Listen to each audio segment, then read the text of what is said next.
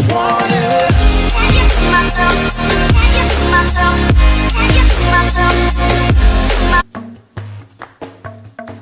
It was a land ruled by elite leaders, pharaohs. They built immense tombs, many of which still stand today. Their mummified bodies and ornate death masks serve as a reminder of their riches. This is the familiar story of ancient Egypt.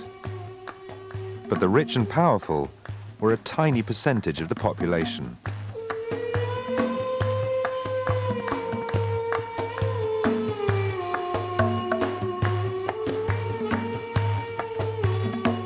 Recent discoveries, just a few steps from the Great Pyramid at Giza, reveal the secrets of the people who really built these breathtaking structures. This is the first time that we know something about the common people, the ordinary Egyptians who built the pyramid. Though less powerful, they too bequeathed a legacy, not of gold, but written on stone. I think this kind of document is particularly interesting because it is a document of the ordinary people of ancient Egypt. Egyptology is changing as it starts to turn its attention to the people who physically built the national monuments of ancient Egypt, the workers.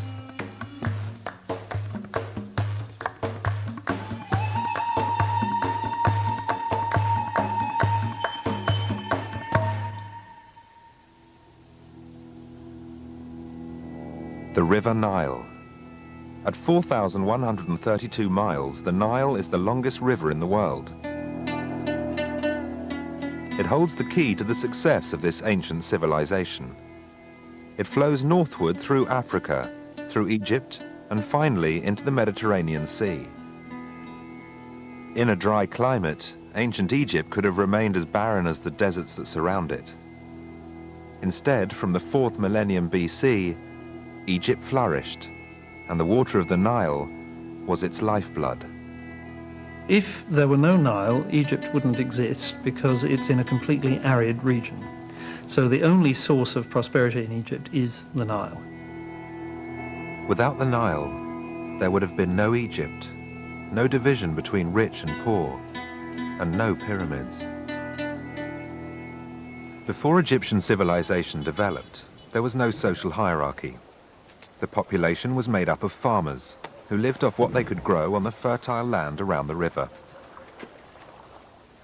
The Nile would have shaped the worldview of the Egyptians in a manner that's almost incomprehensible to us. When the geography of southern Egypt is almost universally composed of a Nile, the cultivated strips on either side, and the desert rising on either side of that, it would have shaped your whole existence. The river is fed from 1,400 miles south. Lake Tana in the highlands of Ethiopia is one of the sources of the River Nile. Every year, the rainy season comes between June and September. The continuous rainfall completely transforms the Nile as the rushing water scrapes away the surface of the land. The muddy current flowed downstream, north through Ethiopia and the Sudan, until it reached Egypt, about 1 month after the rains.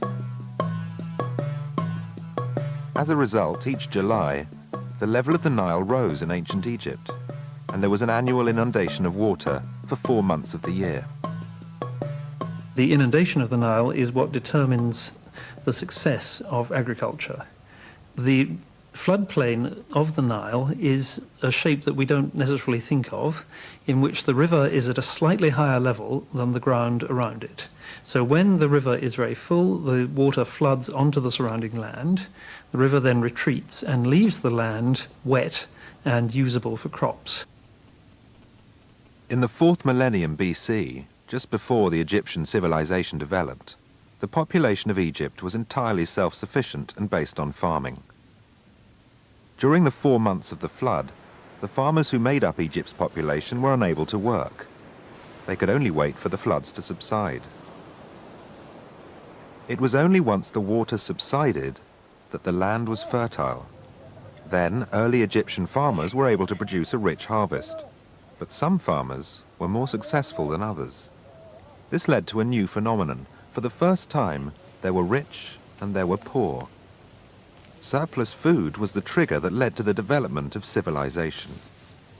The creation of inequality is the essential change that brings civilization. It's a very uncomfortable fact, but it seems to be a fact. And this must relate to the harnessing of large forces of people, perhaps initially through warfare, but ultimately it leads to the appropriation of surpluses by people to the center, to the king and the elite, and away from the people as a whole. With the evolution of a social hierarchy, the ruling classes were able to stop producing food for themselves and concentrate on other aspects of life. People who are subordinate are then expected to produce their dues to the state. To the state means to an individual, to the king, and to the elite. And the king and elite must offer something back for this. They offer the driving ideas of the civilization, and maybe they offer things like security. By offering protection to the people, the rich justified their elevated position in society. The priesthood's knowledge of the solar calendar meant they could predict the timing of the floods. This helped ancient Egypt's elite, and in particular the pharaoh, to be considered divine. It made the idea of building pyramids seem fitting. The largest of them all, the Great Pyramid on the outskirts of Cairo, is a gigantic structure made up of nearly 3 million stone blocks, each weighing at least 2.5 tons. It is the height of a 40-story building, and in ancient times, with its point covered in highly polished smooth limestone, would have been seen for miles around. But the Great Pyramid is not just a stone mountain. Inside is a complex of corridors and chambers.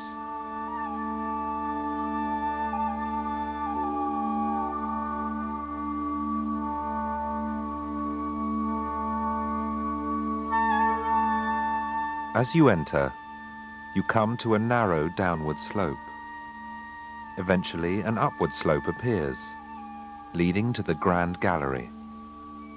The corridor narrows even more as it moves towards the largest room in the pyramid.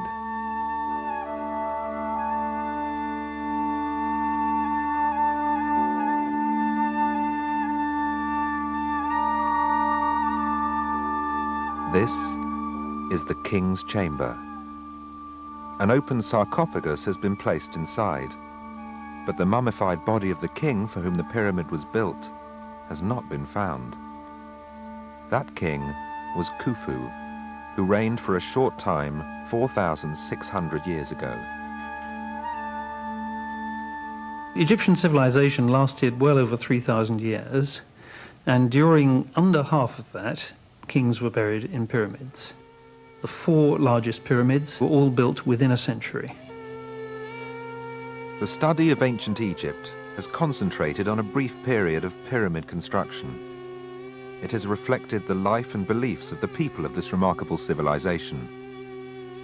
There is no clearer evidence of these beliefs than in Cairo Museum. Here is a collection which speaks volumes about the rich in ancient Egypt. The mummies.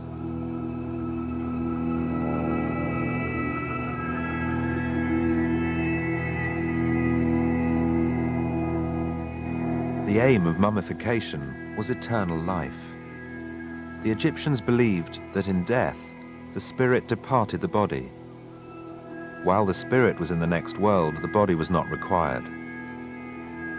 But they also believed in resurrection. The mummified body was preserved, ready to receive the resurrected spirit when it returned to the world. This belief in rebirth was connected to the annual flooding of the Nile. As the flood replenished the dry land, so the Egyptians believed that their human spirit could be restored after death. And they imagined that each year the resurrection would take place at the time of the flood. The gift of eternal life only applied to the elite, like Tutankhamun. And it was not just adults who were mummified. Even the unborn babies of the rich were preserved for immortality. These tiny coffins contain the mummified bodies of 2 baby girls. their umbilical cords still attached. If, as archaeologists believe, these are the children of Tutankhamun, it would explain why they were treated to such a grand burial. These incredible artifacts have told the well-known stories of life and death for the rich in ancient Egypt. But the lives of the majority of ancient Egyptians are yet to be uncovered.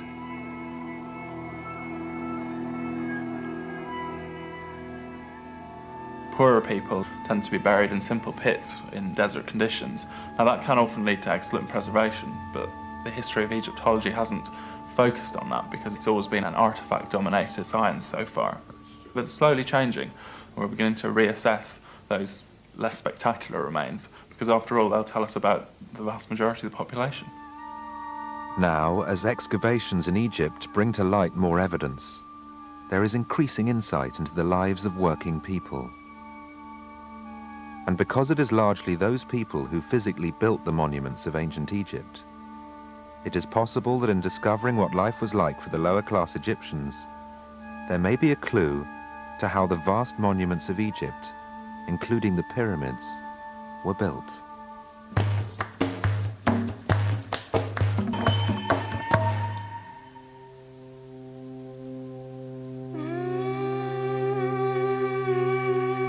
The civilization of ancient Egypt grew up around the River Nile, and many of its best-known monuments stand as a reminder of its leaders. But now Egyptologists are beginning to look not at the rich, but at the ordinary workers. Herodotus, the Greek historian, believed that pharaohs such as Khufu forced slaves to build the pyramids, and that theory has been passed down for nearly 2,500 years, from the Old Testament to Hollywood movies. But now, thanks to recent excavations around the pyramids, most Egyptologists think very differently. Here, a few hundred yards south of the Great Pyramid, are the ruins of what has come to be called the Workman's Village. Dr. Zahi Hawass is in charge of the excavation work and management of the pyramids. This is the new tombs that we found. Very interesting tombs. You never see tombs like this only in Aswan at Qubbat al-Hawa. But this is a very interesting style because this is the first time that we know something about the common people, the ordinary Egyptians who built the pyramid. And this is why this discovery is amazing, because from each bone and from each stone, you can know something about the people. The bones excavated at the Workman's Village are taken for analysis to the National Research Center in Cairo. The bodies of nearly 1,000 skeletons were found in the Workman's Village, and they revealed something about the people buried there. This bone is from a man's arm. A mark can be seen which shows that the bone was broken and treated. The swollen area is where the bone has healed. X-rays reveal that the bone has been fully reconnected using a splint. If the workmen in this village had been slaves, it is most unlikely that they would have been given such excellent medical care. Other bones support the theory that the workmen were not enslaved. Many skeletons of women and children were found, leading Egyptologists to conclude that the workmen could not have been slaves. At the workmen's village, there were also women and children. If the pyramids were constructed by slaves, only men would have been brought to the site. However, these men were living with their wives and children. Their lives were run independently. They were not slaves. The workmen were ordinary Egyptian people. A further clue to the life that ancient Egyptian workers led can be found in the British Museum. Here, noted down on limestone, is the equivalent of a timesheet for day-to-day work. The tablet is a record of people who did not turn up for work, the date of the absence, and the reason for it.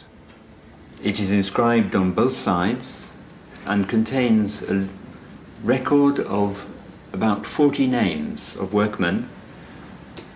I think this kind of document is particularly interesting because it is a document of the ordinary people of ancient Egypt.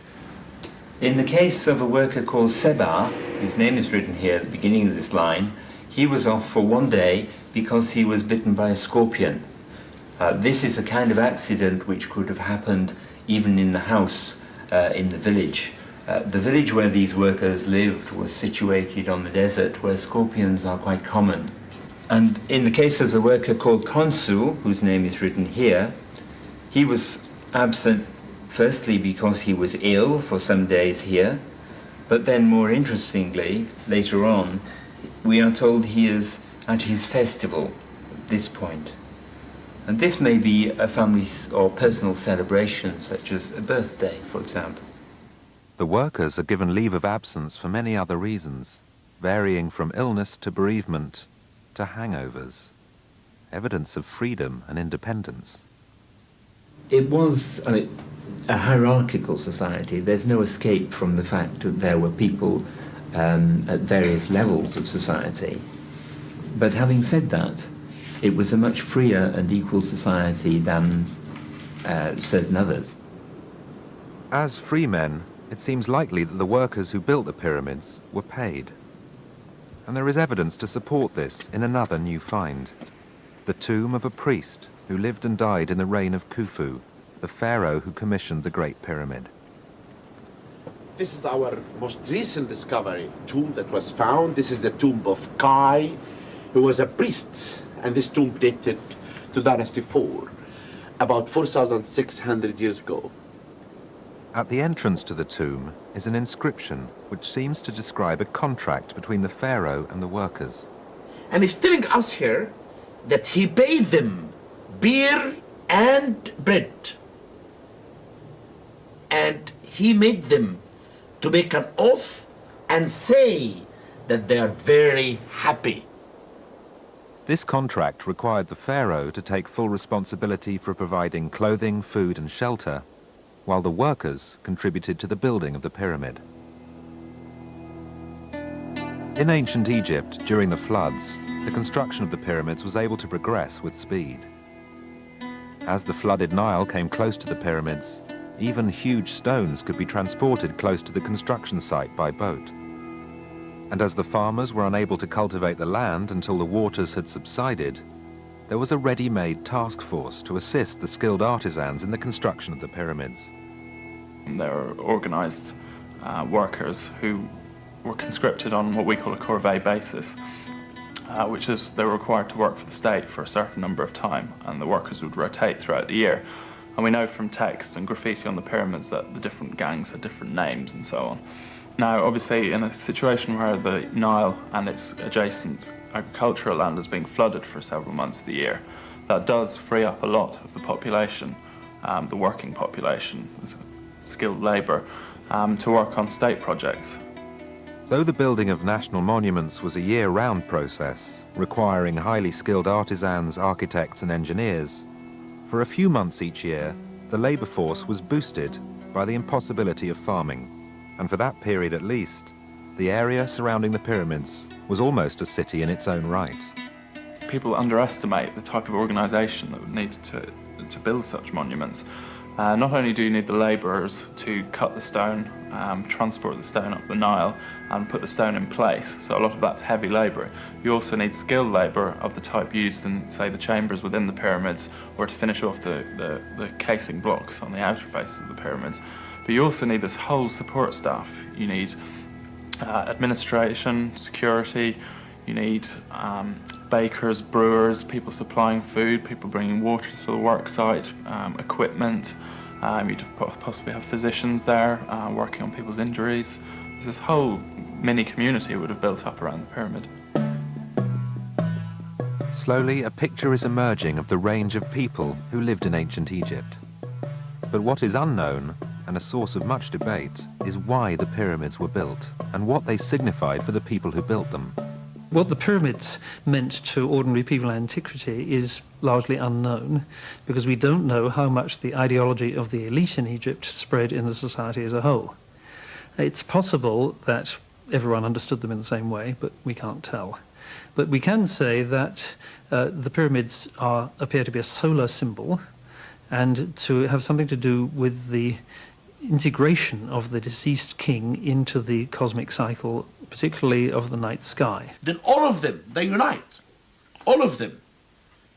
King, nobleman, official, workman, farmers, all of them together work to help the king to be a god.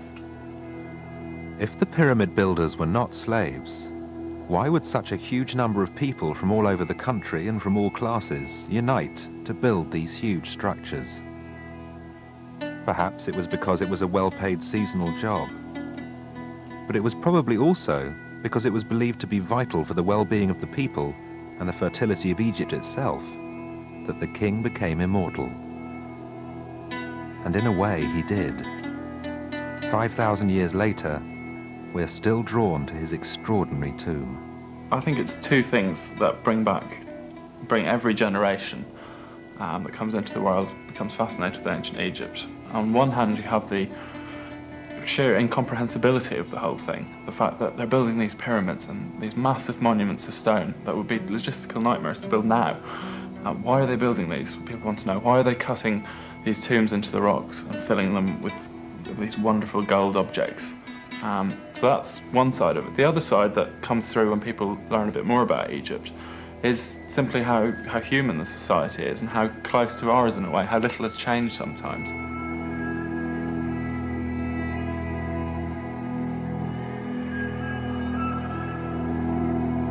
It's now known that many of the real pyramid builders of ancient Egypt were ordinary farmers who could never themselves have had a grand burial.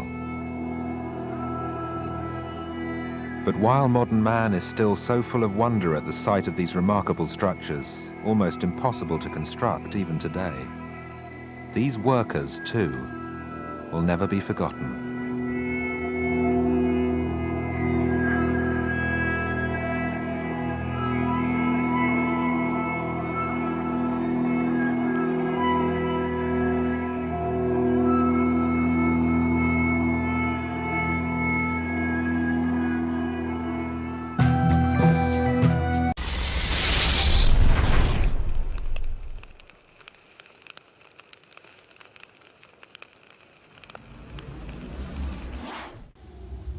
Rising from the parched sands of the desert, in the land of the pharaohs, are the earliest stone monuments ever constructed in ancient Egypt.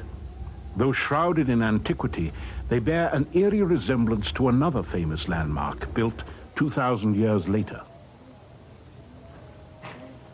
If an advertiser wants to sell his goods and give them a high-class feeling and make them seem classic, or if a bank wants to seem reliable, or if a university wants to seem respectable, the ideal thing to show is a fluted column, preferably in rows. And the idea of the fluted column is really seen as at the basis of European civilization. And when we think of the basis of European civilization, we think of Greece, we think of Athens, and we think of the Parthenon with its rows of exquisite columns. Now, the Parthenon was built about 2,500 years ago, and these columns, which we're walking through now, were in fact built about 2,500 years earlier still. So they're twice as old as the Parthenon. For one maverick historian, the resemblance is no coincidence. He thinks the ancient Greeks owe a debt to Africa for their cultural heritage. If he is right, the history of Western civilization will need to be rewritten. But is he? Generations of school children have been taught of the glory that was Greece, of a white civilization that gave birth to cherished notions of democracy, philosophy, and science. But is it true? How much of that view is colored by racist attitudes of 19th century classical scholars? Today, a controversial new theory that the roots of Greek civilization lie in ancient Egypt has archaeologists in an uproar.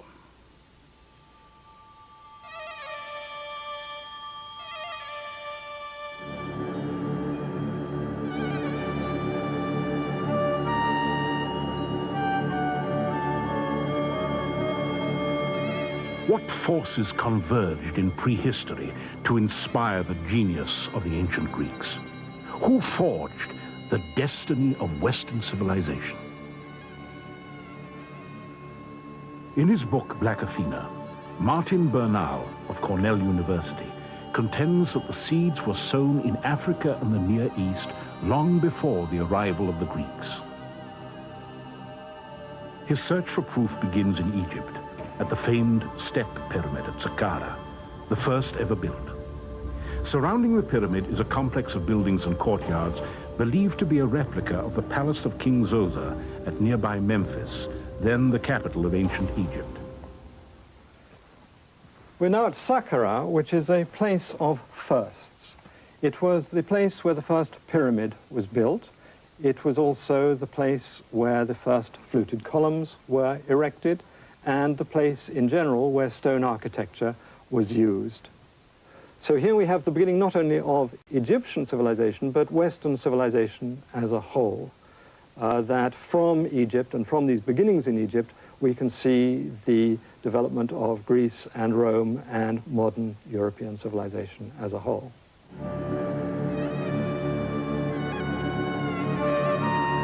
17 centuries before the birth of Christ, Egypt ruled an empire that stretched from the Nile to the Euphrates. Beyond, in the Aegean, was the island of Crete. Here, the empire of the legendary King Minos was reaching its zenith, while at Mycenae, the earliest roots of Greek civilization were taking hold. Connected by a vast network of trade routes, ships plied the seas laden with the treasures of the ancient world. Bernal believes that during this time, the Egyptians and the Phoenicians attacked the palaces of Crete and colonized the Aegean. Bernal's colleague at Cornell, John Coleman, is currently excavating the ancient city of Halif. An expert on the prehistory of Greece, he has found little to support the theory of an Egyptian invasion. Personally, I don't believe that Greece ever was invaded by Egypt. There are very few documented instances of invasions of Greece, and we have no real evidence that in the form of, say, Egyptian language or Egyptian script, hieroglyphic, for instance, to suggest that, in fact, the Egyptians ever did come to Greece in any numbers. Despite his critics, Bernal is intrigued by evidence that the Egyptians did control the Aegean.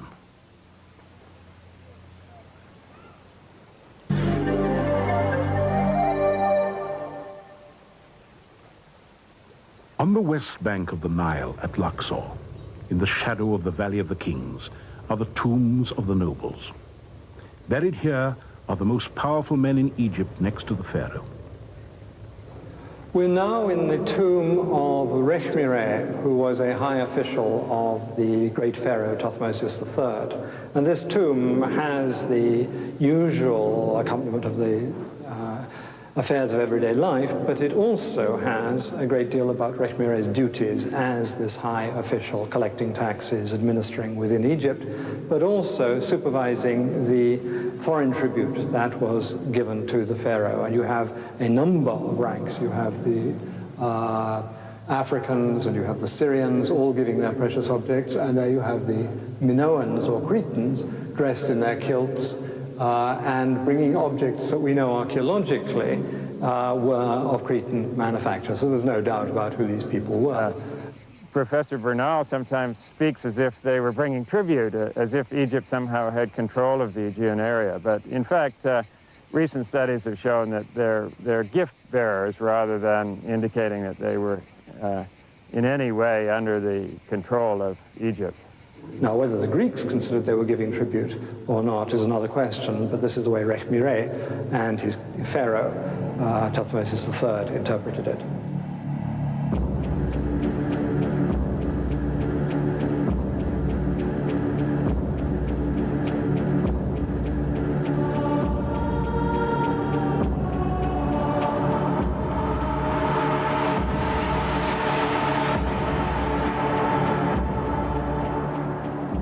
While Bernal clings to the notion of invasion and domination, he insists it is not critical to his theory.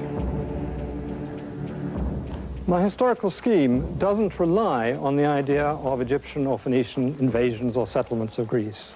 What I argue is that Greece is permeated with Egyptian and Phoenician influence, because of contact over a period of more than 2,000 years. Contact of all sorts, because the two countries are not, the two regions are not that far apart. To take an analogy, Greece is about as far from Egypt as Japan is from China, and we would be very surprised indeed if we found that Japan had no Chinese influence, but in fact it is full of Chinese influence.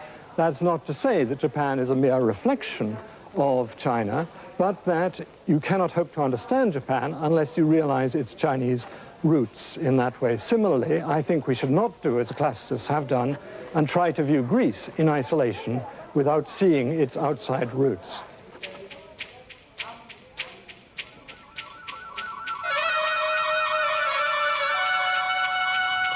The Greeks were undoubtedly influenced by the Egyptians in the case of architecture and also in sculpture. One obvious example is the large Ionic-style buildings that are found in eastern Greece and the eastern Aegean, such as the Temple of Artemis at Ephesus, with its forest of columns, which resembles the Hippo-style halls of Egypt. But as for all other things, the Greeks tended to transform the ideas that they gained. The question of influence of Egypt on Greece in the ancient world is one that really can't be denied. There were certain aspects of the Egyptian cultural record which served as catalysts that enabled the Greeks to borrow, transform, and move on. So I would not, no one is really denying that the two nations were in contact, that the two cultures did talk to one another. But there are major, major differences in the way the Greeks adapted the Egyptian legacy. So to think, as some people have said, that Greece is really an offshoot or the child of Egypt is absolutely missing the point. The Greeks borrowed from Egypt, as they did from other civilizations, not only Egypt, turned it into something completely their own and went off in a direction. So, for example, if you look Robert Bianchi, an Egyptologist with the Metropolitan Museum of New York, has joined a growing list of scholars who disagree with Bernal. He sees striking differences between the two cultures. Something that the Egyptians never dreamed of doing, never wanted to do. So, yeah, we have columns and architraves in both cultures, but the Greeks one have optical refinements that conform to their world outlook, and these do not appear in the Egyptian record.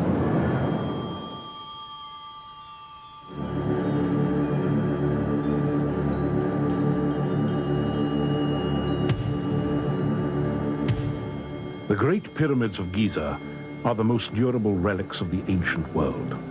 The final resting place of the pharaohs, they testify to a fundamental tenet of the Egyptian faith, belief in the afterlife.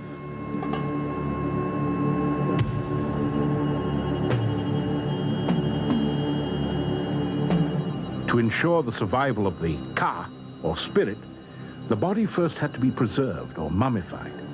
Then, provisioned with food and surrounded by cherished possessions, the soul could depart for eternity.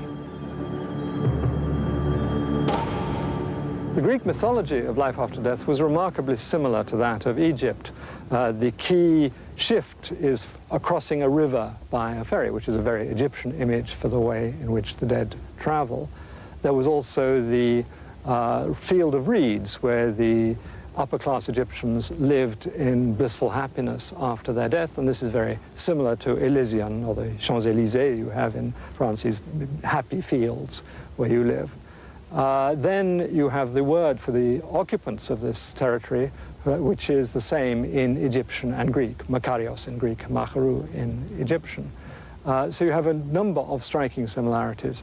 We have to understand that the Greeks, because they were using letters and words, were able to evolve an atomic theory.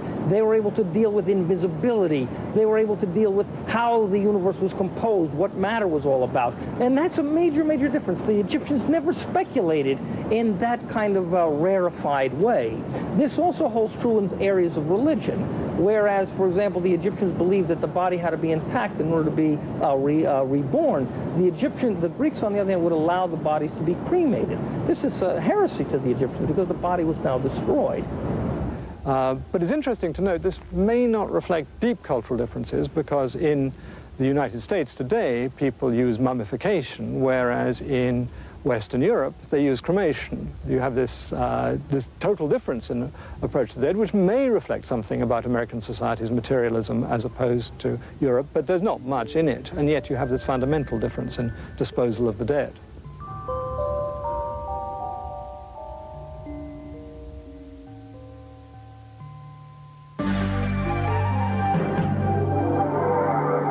Of the pharaohs attest to their mortality, but to the ancients, they were gods. Absolute monarchs, they controlled the affairs of everyday life as well as the destiny of Egypt. In the conduct of politics, there was no room for the common man. But imagine trying to maintain control in a land like Greece that's so broken up by mountains and sea. It's just simply not possible, and as a consequence, Greek civilization developed in a very different way, with local places gaining power on their own, and they never got together to create a federal state such as you find in Egypt, nor a great monarchy such as is found in Egypt or Persia or elsewhere in the ancient world. And as a result, there was more individual freedom, more individual expression. The individual, as we know it today, as a concept, really is born in Greece, not in Egypt. Someone, myself included, I guess, would be really out of place in Egypt in a nonconformist kind of way with the way one dresses or has clothes or a hairstyle. But this is something that would be perfectly adequate in Greece, where they stress the individual above a tyrant or a ruler in that sense.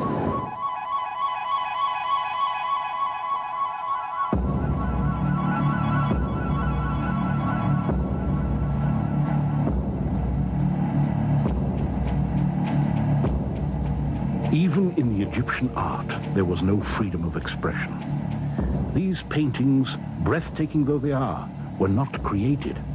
They were executed according to the dictates of the pharaohs. Artists painted what they were told, not what they saw.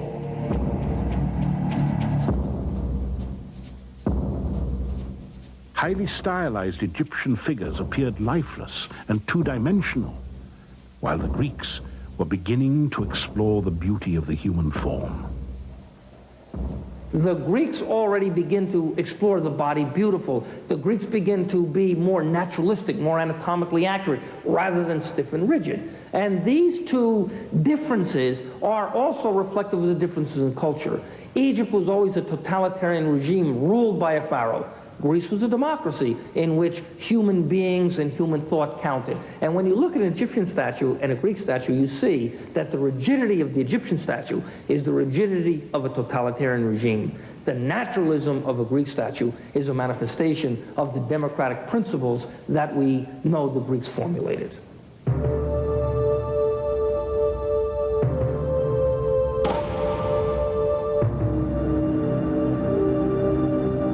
By 500 BC, the reign of the pharaohs had come to an end. Did the human spirit rise from the ashes of a dying civilization? Or did the Greeks invent themselves? Greek is an Indo-European language, and therefore there must have been major influences from the north to make it one.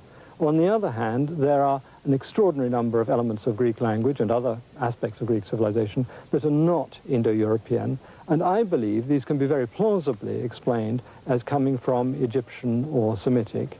The undeniable fact is, of course, that Egypt did play a role in the formative development of Iron Age Greece. That is to say that Egypt and its cultural traditions formed a catalyst whereby the Greek achievement was able maybe to get a spark and then develop. But what we have to understand is they are fundamentally different civilizations. Let me give you a case. Backed by the archaeological record, most modern-day scholars agree with Robert Bianchi. Now it remains for Martin Bernal to prove his case. My fundamental claim is not that Greece is a reflection of Egypt and the Levant. Clearly, it's a very different and independent culture. On the other hand, I believe it's impossible to understand Greece without seeing the depth of Egyptian and Semitic influences upon it. And this is what classicists have tried to avoid. They've tried to minimize something that I believe is absolutely central to the formation of Greek civilization.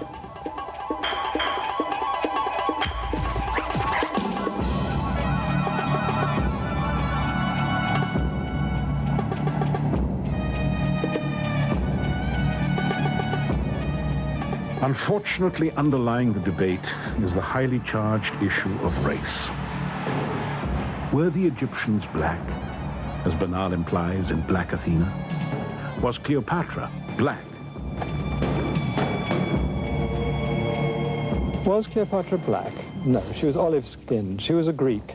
She was the Queen of Egypt, and her family had ruled Egypt for 300 years, but we know she was a Greek because her family was incestuous for 300 years. And so we're pretty sure about her bloodlines.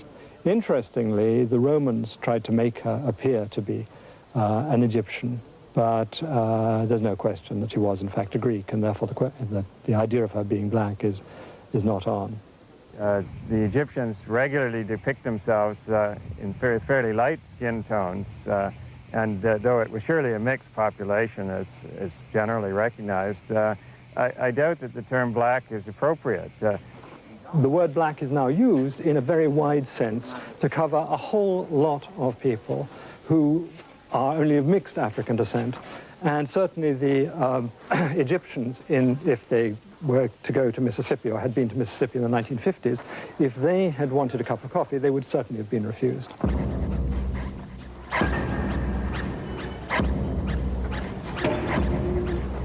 We are living in a world in which people are beginning to understand the value of non-European cultures, the contribution that women are making in the world. And if we're going to become picky and start to argue and nitpick about he's black, he's white, he's this and that, we are losing the entire focus of the humanities, and we will quibble today instead of being able to live in a more enlightened society that recognizes individual difference for what it is, but preserves and bequeaths to our children and our children's children those characteristics of civilization that we deem worthy of preserving. The debate over what role Egypt played in the rise of Greece has raised an incendiary question. Was Egypt black? Does it matter? It matters deeply to many African Americans searching for role models in the ancient world. Scholars, however, insist that such a notion represents a serious misreading of the archaeological record. The evidence tells us that the Egyptians were a multicultural people. Indeed, it may have been the varied tapestry of their society that allowed them to achieve so much.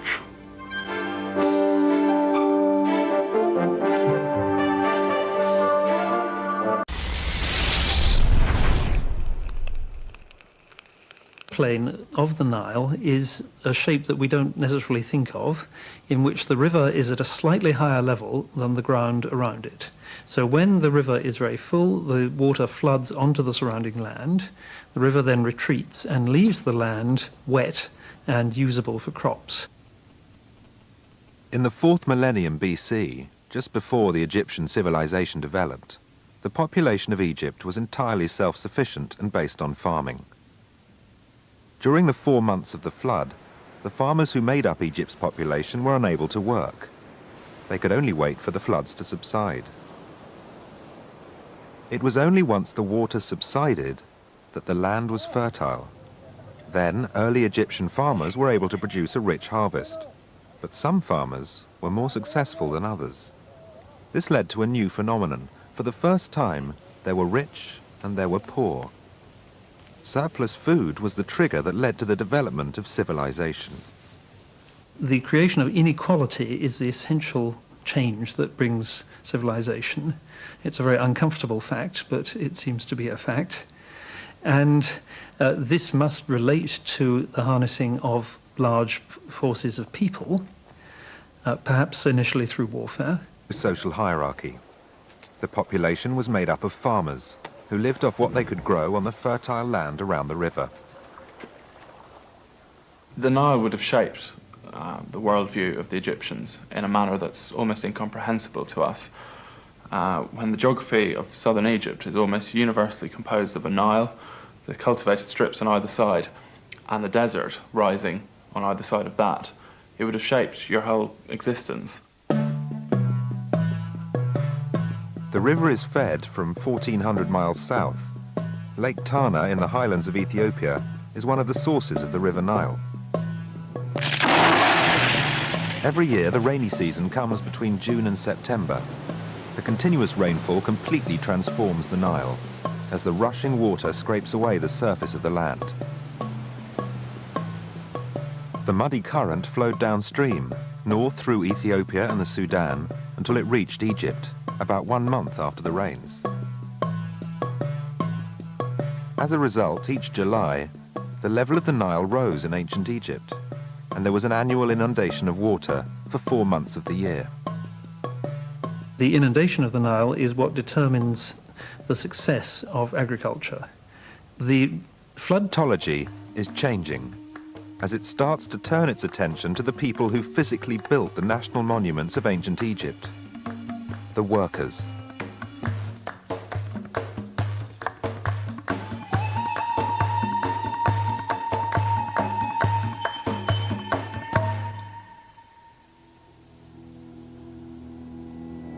The River Nile.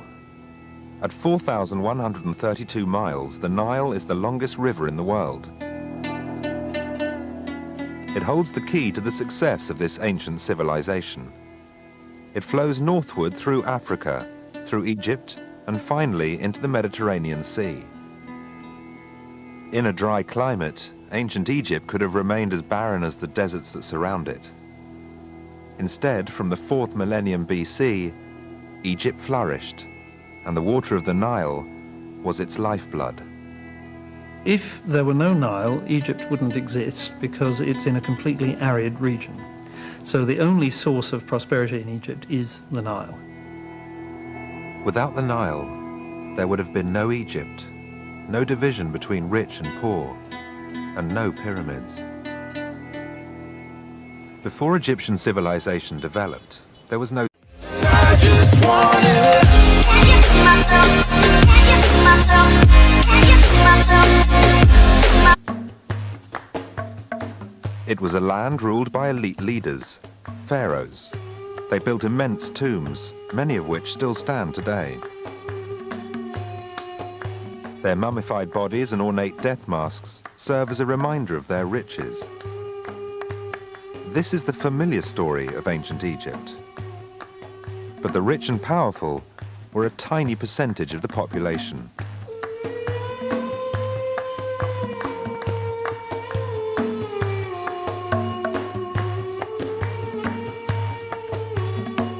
Recent discoveries, just a few steps from the Great Pyramid at Giza, reveal the secrets of the people who really built these breathtaking structures.